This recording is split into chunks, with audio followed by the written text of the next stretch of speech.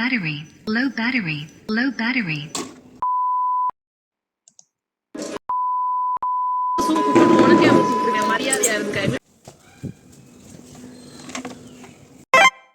So சில நேரங்களில் நம்மளோட ஹெட்செட் வந்து முக்கியமாக தேவைப்படும். இந்த வீடியோவில் என்ன பார்க்கலாம் அப்படின்னா, இதனால் வந்து ஹெட்செட் டேமேஜ் ஆகுது. மீன்ஸ் முக்கியமாக இந்த வீடியோ வந்து பேட்ரிஸ்க்காக. வாங்க வீடியோக்குள்ளே போகலாம். ஸோ பேட்ரினா ஒரு எலக்ட்ரிசிட்டியை வந்து தக்க வச்சுக்கிற ஒரு உபகரணம். ஸோ டைப்ஸ் ஆஃப் பேட்ரி பார்க்கலாம். பேசிக்காக ரெண்டு டைப் தான் இருக்குது. ஒன்று வந்து சிங்கிள் யூஸ் பேட்ரி, ஒன்று வந்து ரீசார்ஜபிள் பேட்ரி. சிங்கிள் யூஸ் பேட்டரினா இங்கே ரிமோட்லலாம் போடுவோம்ல, அந்த carbon based single use alkaline carbon நிறைய டைப் இருக்குது, ட்ரை செல்ஸ் அப்படிலாம் இருக்குது. அதாவது அந்த பேட்டரி யூஸ் பண்ணிட்டா அங்கே தூக்கி தான் போடணும். அடுத்து வந்து ரீசார்ஜபிள் பேட்டரிஸ். ஸோ ட்ரை செல்ஸை வந்து மறுபடியும் யூஸ் பண்ண முடியாது, ஆனால் ரீசார்ஜபிள்ஸை வந்து யூஸ் பண்ண முடியும். அதுதான் டிஃப்ரென்ஸ். எதனால் வந்து லித்தியம் அயான் பேட்டரிஸ் வந்து ரொம்ப பாப்புலராக இருக்குது. யூஸ்வலாக இப்போ நம்ம ஹெட்செட்லேயே பார்த்தீங்கன்னா லித்தியம் அயான் செல்ஸ் தான் யூஸ் பண்ணுறாங்க, lithium polymer, lithium ion cells தான் யூஸ் பண்ணுறாங்க. எதனால் வந்து அது அதிகமாக இருக்குதுன்னு பார்ப்போம். ஃபஸ்ட்டு முக்கியமான காரணம் வந்து ஹை டென்சிட்டி. அதாவது ஒரு ஃபார் எக்ஸாம்பிள் இங்கே பார்த்தீங்கன்னா 250 வாட்-ஹவர் ஒரு கிலோவில் வந்து லித்தியம் அயான் செல்ஸ் தரும். அதுவே நீங்கள் லெட் ஆசிட் பேட்டரி கூட கம்பேர் பண்ணிங்கன்னா, லெட் ஆசிட்னா இந்த கார்லலாம் வரும்ல, கார் பேட்டரி, இந்த வீட்டில் யூபிஎஸ்லாம் வச்சுருப்போம்ல, அதெல்லாம் லெட் ஆசிட் பேட்டரி. அது பாருங்கள் 40 வாட்-ஹவர் பர் கிலோ. ஸோ அந்த மிகப்பெரிய டிஃப்ரென்ஸ் இருக்கா? இந்த ஒரு மிகப்பெரிய டிஃப்ரென்ஸ் வந்து ஒரு முக்கியமான அட்வான்டேஜ். அப்புறம் quick charge. Lithium ion cell வந்து மற்ற எல்லா செல்லு கூட கம்பேர் பண்ணாலும் அதிகமான ஸ்பீடில் வந்து டிஸ்சார்ஜ் ரெண்டுமே ஆகும். மெயின்டெனன்ஸ் வந்து அந்தளவுக்கு உங்களுக்கு தேவைப்படாது. லெட் ஆசிட் பேட்டரிலாம் நீங்கள் பார்த்தீங்க அப்படின்னா அடிக்கடி வந்து இந்த டிஸ்டில்டு வாட்டர்லாம் எடுத்து போய் ஊற்றிட்டு இருக்கணும். கார்லலாம் வந்து ட்ரை ஆயிடுச்சு அப்படின்னா நீங்கள் ஆசிட் ஊற்றி சார்ஜ்லாம் பண்ணி காசு கொடுத்துலாம் சார்ஜ் பண்ணியிருப்போம். ஸோ அந்த மாதிரி விஷயம்லாம் இந்த லித்தியம் அயன் செல்ஸில் கிடையாது. Light weight. ஒருவேளை லித்தியம் அயன் செல்ஸை வந்து நம்ம கண்டே பிடிக்கல அப்படின்னா நம்ம ஹெட்செட்லாம் பார்த்தீங்கன்னா இப்படி தான் இருக்கும். Types of lithium ion batteries. அதுக்கு முன்னாடி பேசிக்காக லித்தியம் அயன் செல்ஸ்க்குள்ளே என்ன இருக்கும் அப்படின்னா, இந்த பக்கம் வந்து ஒரு ஆனோட் இருக்கும், ஒரு கேத்தோட் இருக்கும். இது கிராஃபைட் லேயரால், மீன்ஸ் கேத்தோடு எந்த மெட்டீரியலாக இருக்கலாம், யூஸ்வலி கிராஃபைட் தான் யூஸ் பண்ணுறாங்க லித்தியம் அயன் செல்ஸில். நடுவில் வந்து ஒரு செப்பரேட்டர் போட்டிருப்பாங்க. அந்த மின் செப்பரேட்டர்னால் இந்த ரெண்டு பாகமும் ஷார்ட்டாகவும் பார்த்துக்கிற ஒரு பிளாஸ்டிக், ஒரு ப்ரீத்தபிள் பிளாஸ்டிக் மாதிரி ஒரு லேயர் இருக்கும். அதுதான் இந்த கேத்தோட் இருக்குது பார்த்தீங்களா, அதுதான் லித்தியம். இதனால தான் நம்ம வந்து இதை லித்தியம் பேட்டரிஸ்னு சொல்கிறோம். லித்தியம் பேட்டரிஸ்லேயே நிறைய டைப் இருக்குது. For example LFP, lithium ferrophosphate, LiPo, lithium polymer சொல்லுவோம். யூஸ்வலாக அந்த ஃபோன்லலாம் யூஸ் பண்ணியிருக்கீங்களா லித்தியம் பாலிமர். இது வந்து என்எம்சி, நிக்கல் மேங்கனீஸ் கோபால்ட், அது ஒரு காம்பினேஷன். இது வந்து லித்தியம் கோபால்ட் ஆக்சிஜன் அப்படின்னு சொல்லலாம். ஆக மொத்தத்தில் பார்த்தீங்கன்னா இது எல்லாமே ஒரே கான்செப்ட் தான். லித்தியம் தான் இருக்குது எல்லாத்துலேயுமே. லித்தியம் ப்ளஸ் கொஞ்சமாக எக்ஸ்ட்ரா மெட்டீரியல். ஒரு மெட்டீரியல் கலக்கிறப்பவும் உங்களுக்கு ஒரு அட்வான்டேஜ், ஒரு டிஸ்அட்வான்டேஜ் இருக்கும். ஸோ அதை வச்சு தான் நம்ம லித்தியம் அயன் பேட்டரிஸ்லாம் இருக்குது. இந்த வீடியோவில் வந்து நம்ம கெமிஸ்ட்ரியை பற்றி பேச போகிறதில்ல, பேட்டரி பற்றி தான் பேச போகிறோம். அதனால் பேட்டரி பற்றி நம்ம பேசிப்போம்.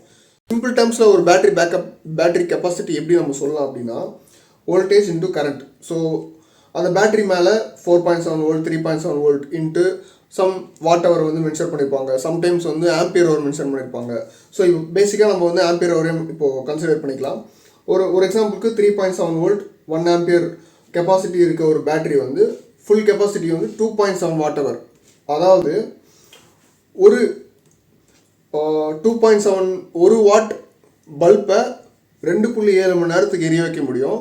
அப்படி இல்லை அப்படின்னா 2 வாட் பவர் எடுக்கக்கூடிய ஒரு லைட்டை 1 மணி நேரத்துக்கு எரிய வைக்க முடியும். அது ஜஸ்ட்டு ஒரு டினாமினேஷன் தான். ஒரு பேட்டரிஸை வந்து இந்த மாதிரி தான் குறியிடணும். ஏன்னா அதை வச்சு தான் நம்ம பேக்கப்பே கால்குலேட் பண்ண முடியும். அதுக்காக தான். ஸோ பேக்கப் கால்குலேஷன் போகிறதுக்கு முன்னாடி நம்ம ஹெட்செட்டை வந்து பிரிச்சுருவோம். இந்த பேட்டரி பார்த்தீங்கன்னா 3.7 வோல்ட் 110 மில்லி ஆம்பியர் ஆர்டர் போட்டிருக்கு. இது வந்து கண்டிப்பாக மேட் இன் சைனா செல் தான். 2021 தயாரிச்சிருக்காங்க. ஸோ இந்த 3.7 வோல்ட் 110 மில்லி ஆம்பியர் வந்து ஆல்மோஸ்ட் ஒரு 0.4 வாட்ஸ். ஸோ 0.4 வாட் பவரை வந்து இது தக்க வச்சுக்கும். நம்ம வந்து இந்த ஹெட்செட் எவ்வளோ பவர் எடுக்குதுன்னு நம்ம செக் பண்ணி பார்த்துடலாம். ஏன்னா இதில் வந்து ஒரு பாட்டு போயிட்டுருக்கு அந்த ஹெட்செட்டில். காது கேட்குதா? ஓகே. அந்த டைம் நீங்கள் பார்த்தீங்கன்னா கரண்ட் வந்து ரொம்ப கம்மியாக தான் எடுக்குது.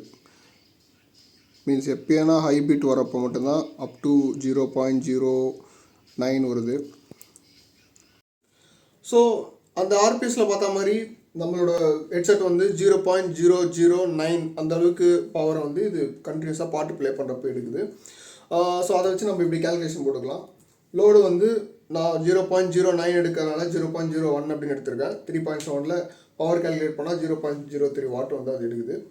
ஸோ நம்மளோட பேட்டரி கெப்பாசிட்டி வந்து 0.110, அதாவது 0.1 ஆம்பியர். அதை வாட்டேஜ் கன்வெர்ட் பண்ணிங்கன்னா 0.4 watt. So calculation just 0.407 divide by 0.03 போட்டிங்க அப்படின்னா 13.56 ஹவர்ஸ் வந்து அது கண்டினியூஸாக பாட்டை ப்ளே பண்ண முடியும் அண்டர் டெஸ்ட் கண்டிஷன்ஸ். ஸோ இது வந்து பேட்டரி கிடையாது, ஒரு செல் தான் இருக்குது நம்மளோட ஹெட்செட்டில். ஸோ 2 செல்லுக்கு மேலே இருந்தால் தான் நம்ம பேட்டரின்னு குறியிடணும். அதோட யூஸ்வலாக அந்த ஸ்பெசிஃபிகேஷனில் முக்கியமான பார்க்க வேண்டியது இந்த 4 பாயிண்ட்டு தான். சார்ஜிங் வோல்டேஜ் 4.2, கெப்பாசிட்டி எக்ஸ்ன்றது வந்து எந்த கெப்பாசிட்டியாக இருக்கலாம். ஃபார் எக்ஸாம்பிள் நான் ஒரு 100 mAh அந்த மாதிரி அதோட ஆம்பியர் ஹவர் இல்லைனா வாட் ஹவர், இது ரெண்டுத்தில் குறிப்பிடுவாங்க. அதுதான் ஆக்சுவலாக பேட்டரியோட சார்ஜ். ஸோ அது தக்க வச்சிருக்க energy, electrical energy. Nominal voltage 3.7, அது ஏன்ட்டு இப்போ நான் சொல்கிறேன். அடுத்து இருக்குது பார்த்திங்களா முக்கியமான ஒரு விஷயம், ஒரு பேட்டரியில் ஸ்பெக்கு சி ரேட்டிங்கிறது ரொம்ப முக்கியமான விஷயம். அதை பொறுத்து தான் அவங்களோட சார்ஜிங் டிஸ்சார்ஜிங்லாம் நடக்கணும் ஃபார் பெட்டர் லைஃப் சைக்கிள். ஒரு பேட்டரியோட சி ரேட்டிங்னா என்னென்னா, இந்த 100 mAh 1C அப்படின்ட்டு ஒரு பேட்டரியில் குறியிட்டு இருந்தாங்க அப்படின்னா அது எதை குறிக்கனா, சார்ஜ் இல்லைனா டிஸ்சார்ஜை வந்து 100 mAh பவர் ஹவரில் பண்ணிடலாம். ஒரு மணி நேரத்தில் நீங்கள் வந்து 100 mAh சார்ஜ் பண்ணி ஃபுல் பண்ணலாம். அதுவே 0.5C அப்படின்னு அவங்க மென்ஷன் பண்ணியிருந்தாங்கன்னா அதே 100 mAh பேட்டரி ஃபுல்லாக 2 மணி நேரம் நீங்கள் சார்ஜ் பண்ண வேண்டியது இருக்கும் அட் 50 mAh கரண்ட் ரேட்டிங்கில். ஒரு 0.5C ரேட்டிங் இருக்கிற பேட்டரி நீங்கள் 1Cயில் சார்ஜ் பண்ணிங்கன்னா என்னடா ஆகும்?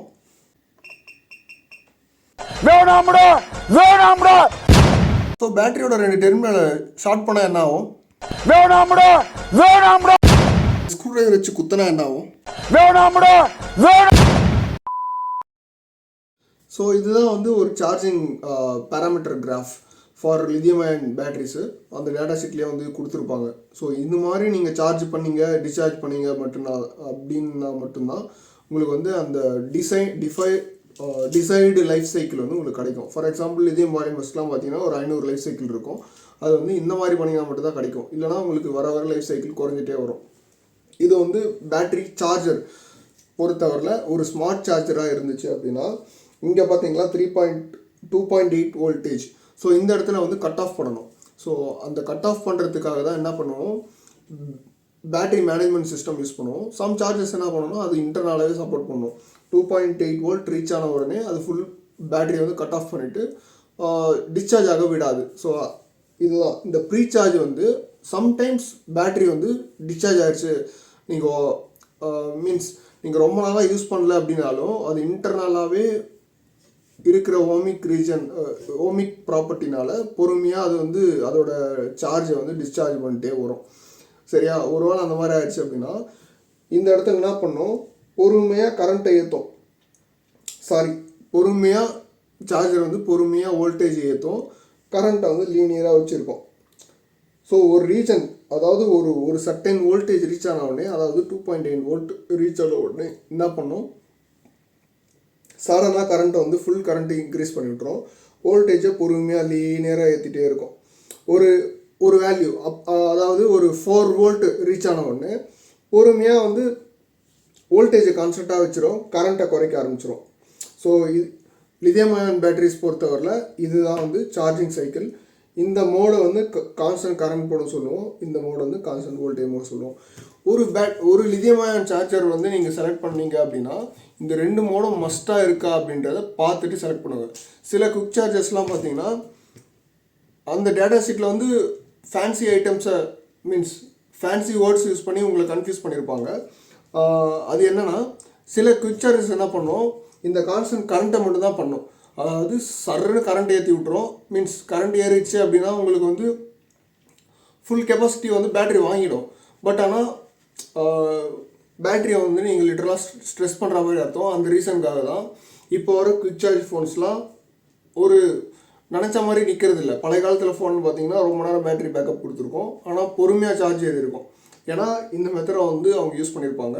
இப்போ இருக்க குவிக் சார்ஜஸ் ஃபோனில் பார்த்தீங்கன்னா இந்த மோடு மட்டும் தான் இருக்கும். கான்ஸ்டன்ட் கரண்ட் சர்ன்னு கரண்ட் ஏற்றி விட்டுருவாங்க, வோல்டேஜ் அது பாட்டு ஏறிடும். ஸோ லைஃப் சைக்கிள் வந்து சீக்கிரம் குறைஞ்சிரும். பேட்டரியோட ஸ்டேட் ஆஃப் ஹெல்த் எப்படி கண்டுபிடிக்கலாம் அப்படின்னா இந்த ஃபார்முலா தான். So total capacity divided by பேட்டரியோட ஆக்சுவல் கெப்பாசிட்டி.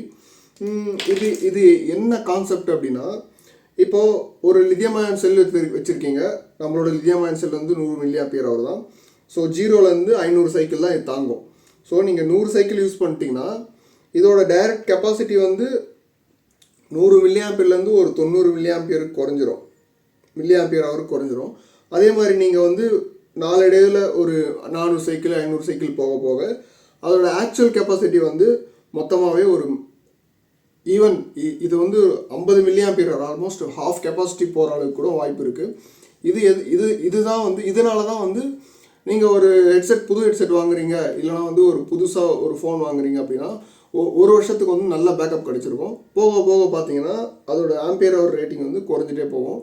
இது வந்து லித்தியம் அயானோட தன்மை. இது எதனால் வந்து அஃபெக்ட் ஆகுது அப்படின்னு பார்த்தீங்கன்னா, ஒரு பேட்ரி வந்து வெறும் பேட்ரி இருக்காது, அதுக்குள்ளே வந்து ஈக்குவலண்ட் சீரிஸ் ரெசிஸ்டர் இருக்கும். ஸோ ரெசிஸ்டர்னால் என்ன? இது வந்து ஒரு கரண்ட் அப்போசிங் எலிமெண்ட். அதாவது அது வந்து ஒரு கரண்ட்டை வந்து கன்சியூம் பண்ணும். ஸோ இஎஸ்ஆர் அப்படின்னா equivalent series resistance of a battery. அதாவது நாளடைவில் அது என்ன பண்ணும், with respect to the cycles அதோட கிராஃப் வந்து இப்படி இருக்கும். இது வந்து கிலோ மெகா ஓம்லலாம் இருக்காது, மில்லி ஓமில் இருக்கும். ஸோ 0 அதாவது ஒரு 10 மில்லி ஓம் இருக்கும், இங்கே 20 மில்லி ஓம் இருக்கும், இங்கே 30 மில்லி ஓம் இருக்கும் with respect to cycles. So இப்போ 500 சைக்கிள்ஸ் நீங்கள் யூஸ் பண்ணிட்டீங்க அப்படின்னா இங்கே 30 மில்லி ஓம் இருக்கா, அப்போது நீங்கள் ஆக்சுவலாக எடுக்கிற கரண்ட் வந்து இந்த ஈக்குவலன்ட் சீரிஸ் ரெசிஸ்டரில் எரிஞ்சிரும். ஸோ ஒரு 100 mAh இருக்க பேட்டரியில் உங்களால் இது எரிஞ்சது போக மீதி இருக்கிறதா யூஸ் பண்ண முடியும். அந்த ரீசனுக்காக தான் பேட்டரி உப்புறது, கெப்பாசிட்டி குறையிறது, பேக்கப் கம்மியாக தர்றது, இதெல்லாம் நடக்குது. எப்படி பேட்டரி பேக்கப் வந்து நம்ம இன்க்ரீஸ் பண்ணிக்கலாம் அப்படின்னா, ஒரு சைக்கிள் வந்து 70% ஆஃப் த சார்ஜ் டிஸ்சார்ஜ் ஆனால் அது ஒரு சைக்கிள் கன்சிடர் பண்ணிக்கலாம். ஸோ நீங்கள் அடிக்கடி நீங்கள் சார்ஜ் போடுறீங்க, இல்லை கொஞ்சம் சில பேர்லாம் பார்த்தீங்கன்னா ஒரு 85% இருக்கும், அதை ஃபுல் பண்ணிக்கிறதுக்காக அங்கே ஒரு ஃபுல்லாக 100% போட்டு போவாங்க. அந்த மாதிரி பண்ணிங்க அப்படின்னா உங்களுக்கு சைக்கிள் கவுண்ட் வந்து அதிகமாகும். சைக்கிள் கவுண்ட் அதிகமாச்சு அப்படின்னா இஎஸ்ஆர் வேல்யூ வந்து இன்க்ரீஸ் ஆகும். எண்ட் ஆஃப் த டே உங்களுக்கு பேட்டரி பேக்கப் வந்து குறைஞ்சிட்டே தான் இருக்கும். ஸோ உங்களோட பிஹேவியரல் சேஞ்சஸ் மூலமாக ஒரு பேட்டரியை சேவ் பண்ண முடியும். ஒரு பேட்டரியை சேவ் பண்ணுறது மூலமாக லித்தியம் வந்து ஒரு டாக்ஸிக் மெட்டல், அதாவது அது ஒரு ஹசார்டஸ் மெட்டல், தேவையில்லாமல் அது லேண்ட்ஃபில்ஸில் போட வேண்டிய அவசியம் இல்லை. கொஞ்சம் பார்த்து பிஹேவியரல் சேஞ்சஸ் பண்ணி உங்களோட பேட்டரி பேக்கப் இன்க்ரீஸ் பண்ணிக்கோங்க. அடுத்த வீடியோவில் பார்ப்போம். பாய்.